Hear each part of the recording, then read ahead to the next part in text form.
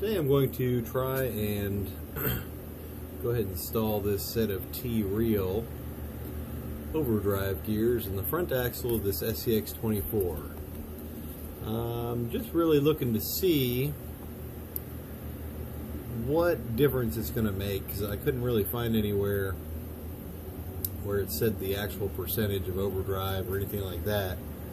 So I'll probably just go ahead and install them in there, stick a piece of tape on each of the axles front and rear, and give it a little gas and just count the turns, see how much difference the turn is, and get kind of a rough idea of what difference it might make, if any.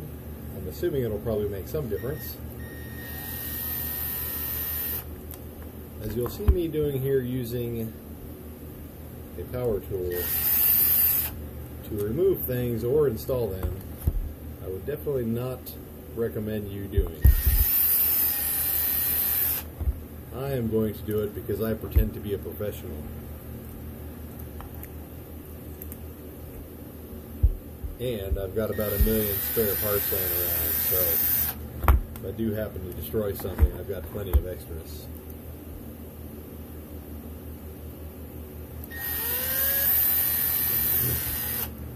I'm going to assume this is the easiest way to take this axle off. Just removing the upper link and the lower links. Disconnect that servo wire and fish it out of there. Seems to be tangled. There we go. Okay, so here is the axle after it has been removed. Now I'm going to go ahead and take off the servo plate and servo, and I'm going to do that just by removing these 2 screws kind of right here underneath the servo that go into the axle housing and attach the servo plate to the axle. And you may call that something different. You may call it a servo mount. I'm talking about the same thing. Alright. I'm just going to remove one of these steering links here, just to get that out of the way a little bit. Go ahead and remove this drive shaft. I would consider this to be the male end of the drive shaft.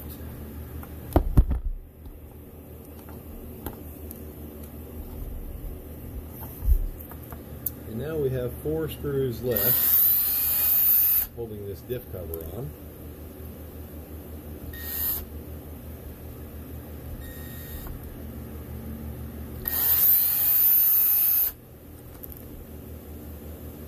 Definitely do not install these with a power tool unless you stop, and if you're good enough to stop right before it goes into its final destination. Otherwise you will destroy the threads. Okay, we got the bearing in here, got a little bit of remnants of some grease. Here we've got this main I guess you would call it the main diff gear on this thing. This is the actual worm screw gear, or whatever you want to call that. I'm going to go ahead and take both of these knuckle screws out on each side and just slide the axles out.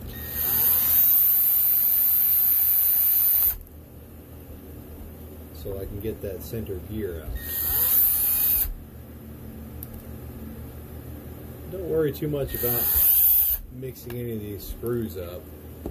They're all either 5, 8, or 10.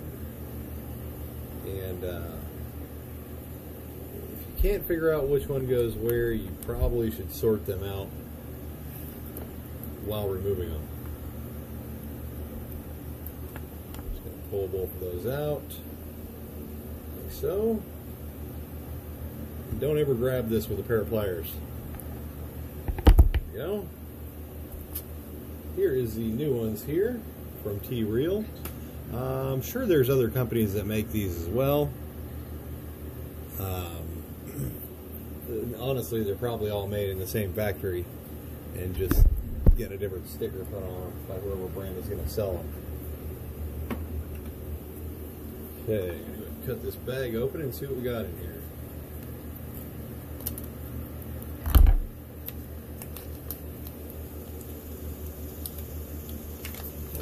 Pretty nice sticker sheet here for those of y'all that like stickers. And we have a couple gears. I don't know what the proper terminology for both of these would be.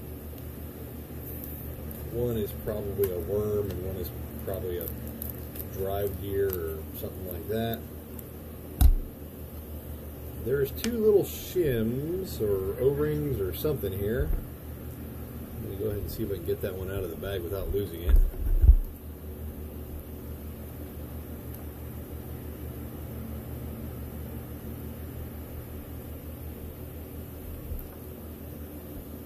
And I lost it.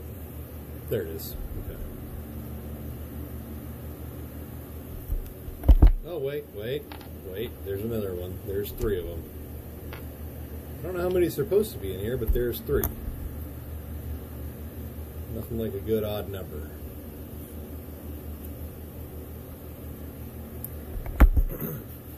So we have the old gear here. I'm going to take the bearing off of that. And I'm going to kind of take a look at them, see if there's any noticeable difference here. 1, 2, 3. 1, 2, 3. I don't know.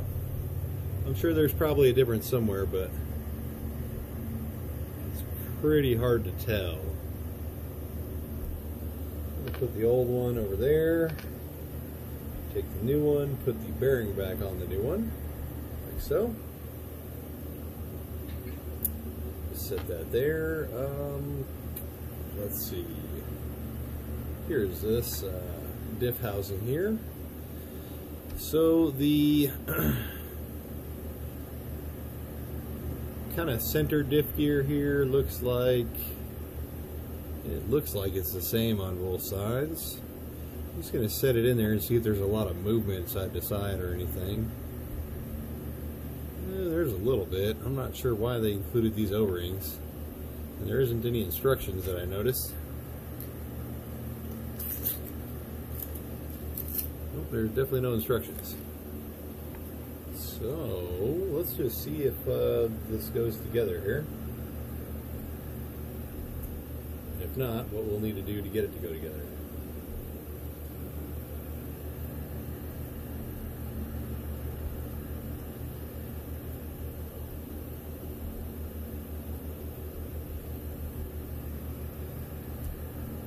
Okay, I felt one of them pop in. Let's move the other one to go in now. There it goes. Okay, both those are in. And with them in, I don't feel a huge noticeable amount of side-to-side play.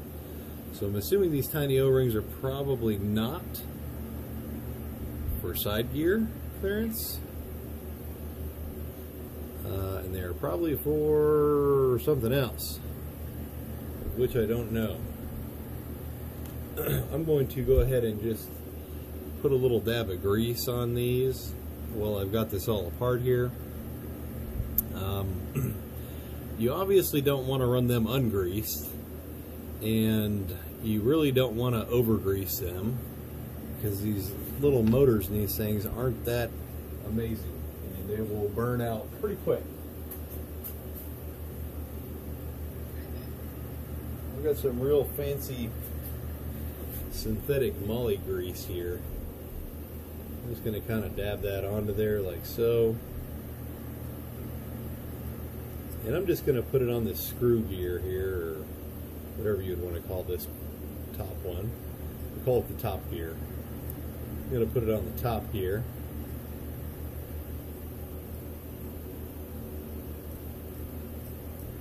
Yeah, about that should probably be enough.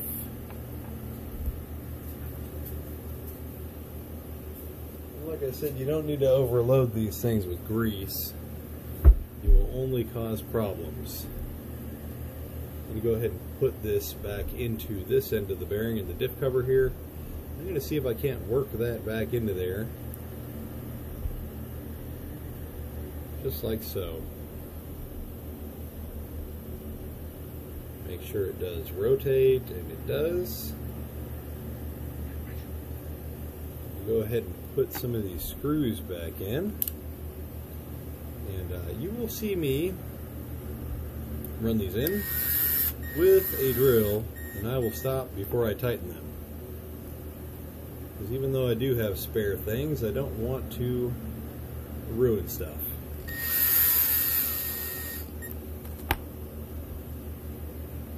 And as I said, I do not recommend you trying to do this. Use whatever little hand tool you have. Don't do what Danny doesn't or isn't supposed to do does. There we go. Get my trusty Mofo RC tiny driver. Go ahead and snug these down just a tiny bit. As soon as I start feeling resistance, I'm pretty much just going to stop. This is all tiny threads and plastic that's not very strong, very thin. And there's no reason to crank anything tight here. Okay, that is in there and on. Still feels pretty good here. So I'm going to now put the, let's see, I'm going to go ahead and put the, knuckles on. And these are side to side, and you can put them on wrong. If you put one on wrong, this will be facing like a wonky direction, kind of like that. And that's how you would know this is on wrong. I hope you guys can see this, by the way. I didn't hook my regular camera back up. I'm just doing this on my cell phone. I've been on kind of a, I don't know, hiatus here lately with summer and everything. Kids finally got out of, well, one of them had to go to summer school. So we've been kind of busy with that. And then we had a little mini vacation we went on. And I've had a ton of orders I've been working on. So you guys probably haven't seen a whole lot of me on YouTube lately. And I will try to get on here more often and make more informatively instructive videos or whatever, whenever I can. When you're putting these on, you don't want to crank these things down real tight either. In fact, you don't even want to go till they stop. You want to kind of, once they start to stop, you'll feel it, and it'll feel fairly tight. And at that point, you've already gone too far, and you probably have to back it off a little bit. You want those to move pretty freely.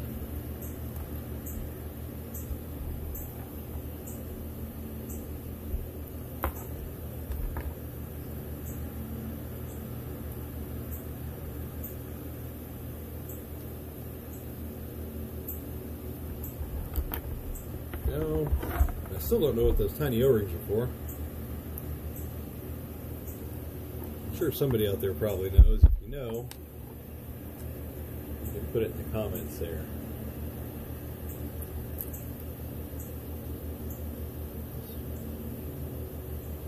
There we go.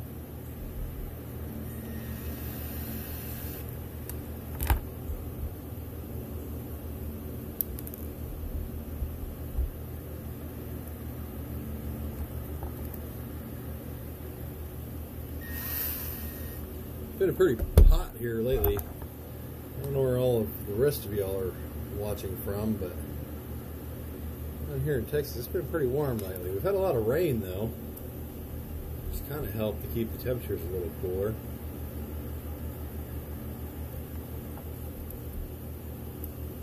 At the same time, kind of watered the grass. Kind of made your life a little, I don't know, depressing or something with all this rain.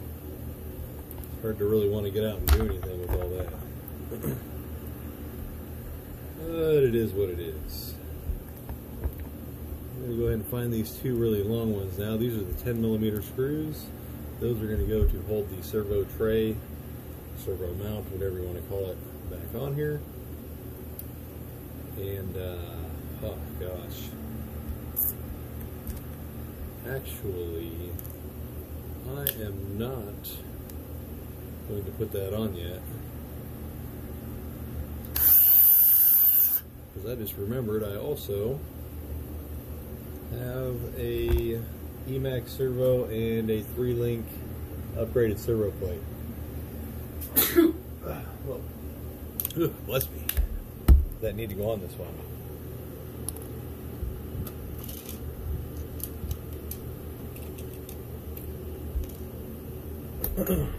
So when you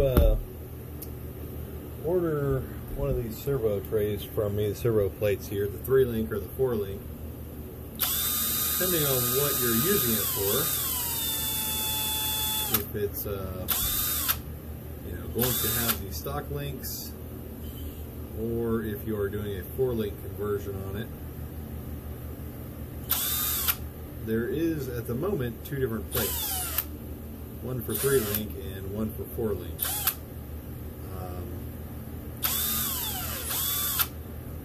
I don't want to speak too soon, but hopefully that will not be the case for much longer, as I have worked with a company with my design to build some aluminum servo plates. So keep your eyes out for those in the fairly near future here. You may start seeing them, and they should be awesome.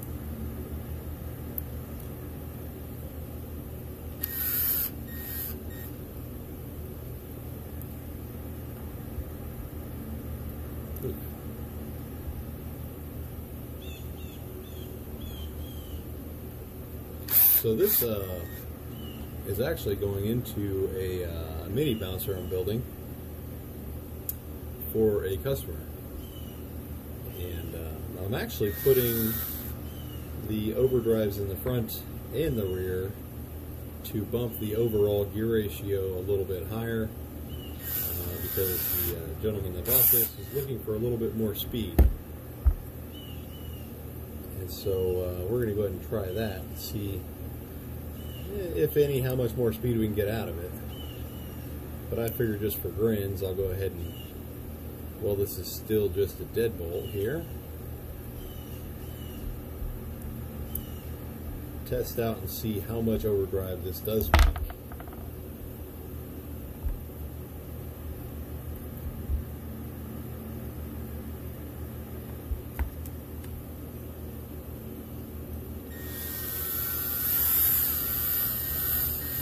I apologize, I'm not trying to do all of this off camera.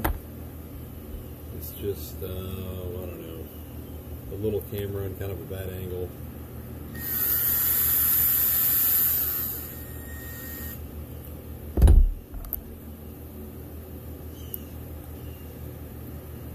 So I've already gone through these servo mounts and kind of explained how they work, but these little blocks on top here are the servo posts, and those are adjustable forward or backwards. So if you have a servo sticking out too far, hitting your bumper mount, you can scoot it back on the tray. If you have a real big servo and it's hitting in the back on the ESC tray or something, you can scoot it forward.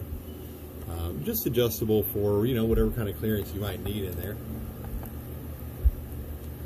And my new aluminum servo mounts that are coming, so long as everything is okay with them when I get them, I'll probably be putting those on the website maybe next weekend, probably about a week from today, maybe 7 days from now, maybe next Saturday, maybe even Friday, depending on how early they get here. They are supposed to be here this week. I've already received the shipping confirmation on them, and so they should be here this week, and you will be seeing them pretty soon. You guys will give me just 1 minute, I'll be right back.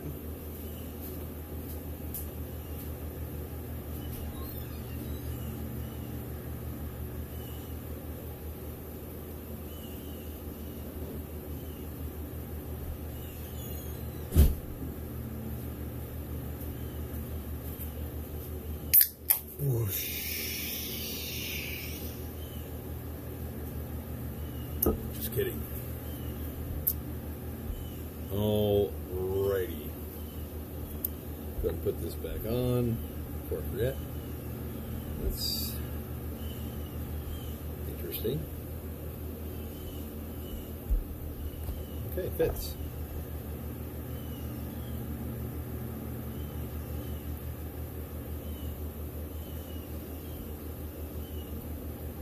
These little drivers I sell, they are very tight in the screws. So, you know, if you're looking for something that's not going to strip a screw head out, these things are awesome. And they should wear in with time and be a little easier to get in and out of these screws. They are really tight at the moment. Okay, now we have an overdrive front, and I don't know. I can't tell the difference looking at it. So we will go ahead and let's just go ahead and stick it in there and see what happens.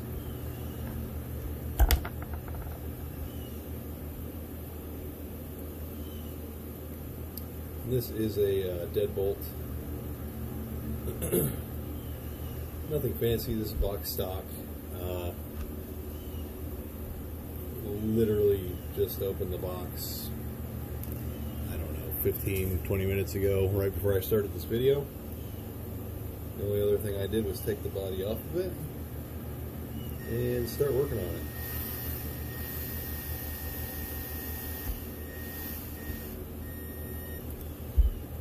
Okay. Upper link screws in.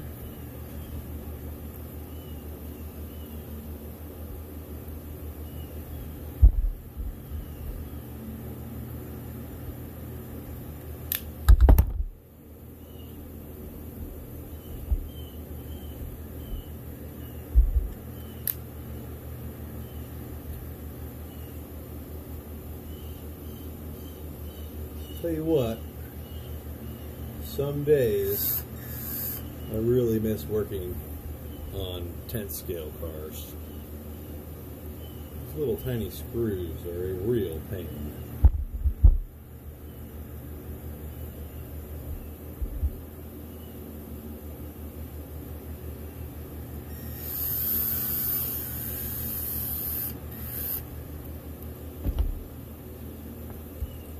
Okay, put the shocks back on there.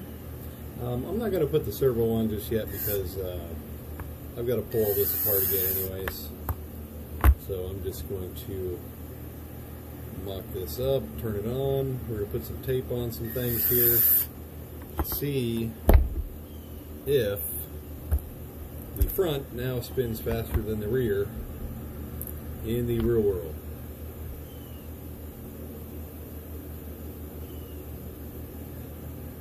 You guys should be able to notice this on the camera as well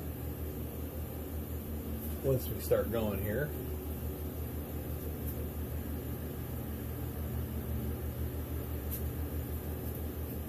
Alright, I got some tape. And I'm going to cut my tape in half.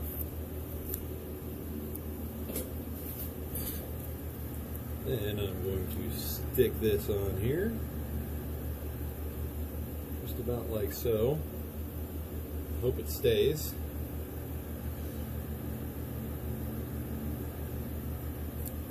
Go ahead and stick this one on the back, about like so, and hope it stays. And it fell off. Okay, they're both pointing mostly up at the moment. I'm going to plug the battery in. First I'm going to turn the remote on. Plug the battery in.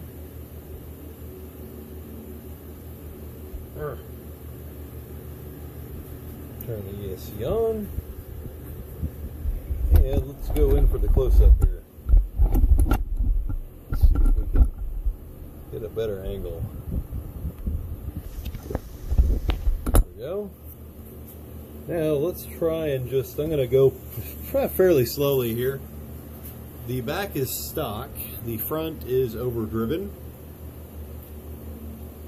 Let's see if it really makes much of a difference here. Okay, front just passed. Rear is now at a slight angle. I'm going to call that, let me take a peek here. Oh man, I'm going to call that about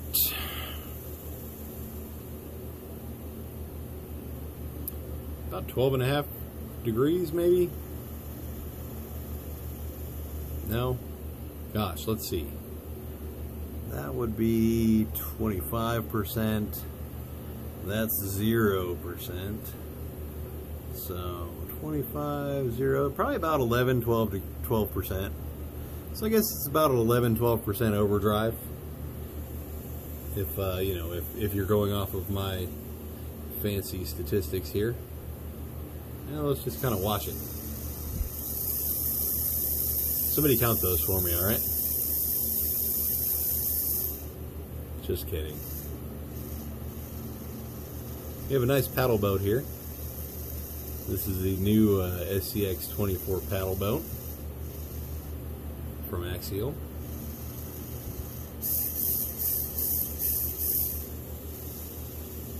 You know, just looking at it, you can barely tell the difference if you watch them. You can kind of see it. Now you're like flappy, flappy, flappy, flappy, flappy, flappy, sink, sink, flappy, flappy, flappy, flappy, flappy, flappy, flappy, flappy, sink, sink, boom.